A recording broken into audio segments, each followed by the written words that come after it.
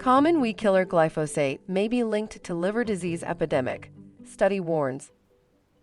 Written by Pamela Ferdinand. Glyphosate, the world's most widely used herbicide, may significantly raise the risk of an increasingly common chronic liver disease, even at low exposure levels, according to a new review of more than 40 scientific studies published over the past 17 years. It found a growing body of research links exposure to glyphosate, GLY, and the commercial herbicides that contain it to negative health outcomes for metabolic dysfunction-associated steatotic liver disease, MASLD. Harmful impacts to the liver include inflammation, oxidative stress, and scarring, fibrosis, all markers of MASLD, according to the review published this week, April 28, 2025, in Environmental Toxicology and Pharmacology. Even small increases in exposure may have significant health impacts over time, especially for people with other risk factors for liver disease, the researchers say. They investigated 3 types of studies: animal, cell, and human. In humans, higher urinary levels of glyphosate are linked to a higher risk of fat buildup in the liver, liver scarring, and more liver enzymes in the blood, indicating injury and inflammation. Key findings show people with higher glyphosate levels in their urine also had higher fatty liver index, FLI, scores. The strongest effects were seen in women aged 40 to 60 with a history of borderline diabetes. Individuals with non-alcoholic steatohepatitis, NASH, a serious type of fatty liver disease, had higher levels of glyphosate and its breakdown product, aminomethylphosphonic acid, or AMPA, in their bodies than people without the disease. Those with more advanced liver scarring also showed higher levels of glyphosate in their bodies. In a cross-sectional study looking at glyphosate in multiple adverse outcomes, groups with higher urine levels of glyphosate had a greater proportion of individuals with excessive fat buildup in the liver, type 2 diabetes, high blood pressure, cardiovascular diseases, chronic kidney disease, and obesity. In a long-term study of childhood exposure, youth with a 2-fold increase in AMPA between ages 5 and 18 were more likely to develop liver damage and metabolic syndrome at age 18. Children who lived near farms where glyphosate was used also faced a higher risk of developing metabolic problems later in life. The researchers also report animal studies suggest glyphosate and GBH trigger liver inflammation, scarring, fat buildup, and oxidative stress, key markers of MASLD. Cell studies in labs confirm these findings, showing that glyphosate can interfere with fat metabolism and trigger oxidative stress and inflammation. Although these studies are in their early stages and primarily focus on U.S. data, they undeniably highlight a significant potential relationship between glyphosate and MASLD-related health issues, say the authors, adding that this compelling evidence demands further investigation. Soaring rates of chronic liver disease match glyphosate rise. Formerly known as non-alcoholic fatty liver disease, MASLD is a group of liver diseases that occur when fat builds up in the liver. It can eventually lead to inflammation in the liver, hepatitis, and has also been shown to increase the risk of developing certain types of cancer and diabetes in those who don't already have the disease, a recent study shows.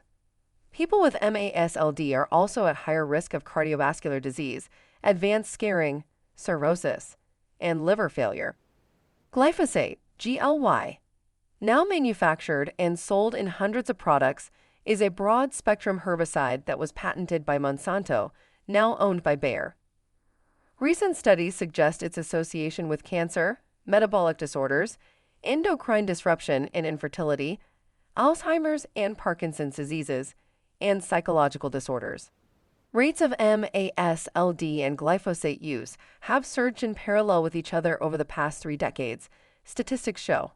More than 1/3 of people worldwide have MASLD, whose prevalence has increased by 50%.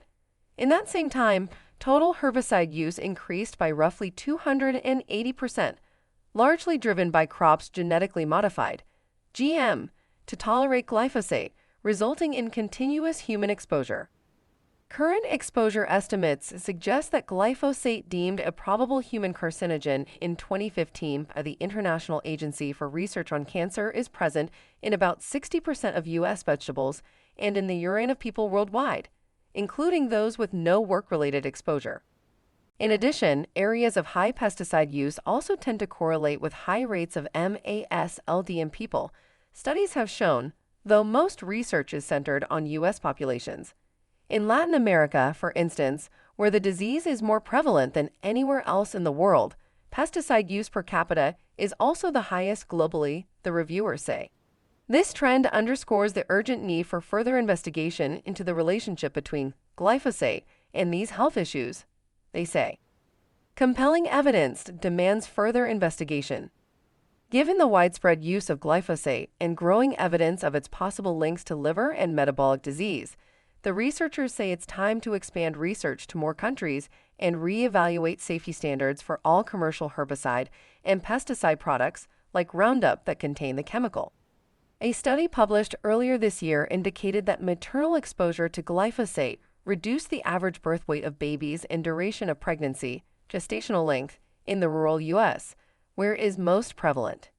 And another study, April 2025, recently suggested that glyphosate may even disrupt the body's internal clock, leading to problems with blood sugar and fat metabolism. There's also an urgent need for regulatory agencies to assess the effects of full commercial formulations like GBH, which consistently demonstrate greater toxicity than pure glyphosate, the researchers say. People are also in contact with glyphosate and other pesticide mixtures through water and food, the researchers note. Future studies should consider these potential cocktail effects on public health, they say. To help limit your exposure to pesticides, choose organic foods when you can and use organic products in your own garden. Reference: Richelvin Kazarin L., Valente L.C., Otten R., Barbizon L.F., Romualdo G.R. Are glyphosate or glyphosate-based herbicides linked to metabolic dysfunction-associated steatotic liver disease? MASLD. The weight of current evidence. Environmental Toxicology and Pharmacology. Published online April 2025, 104,705. doi: 10.1016/JTAP 2025 104,705.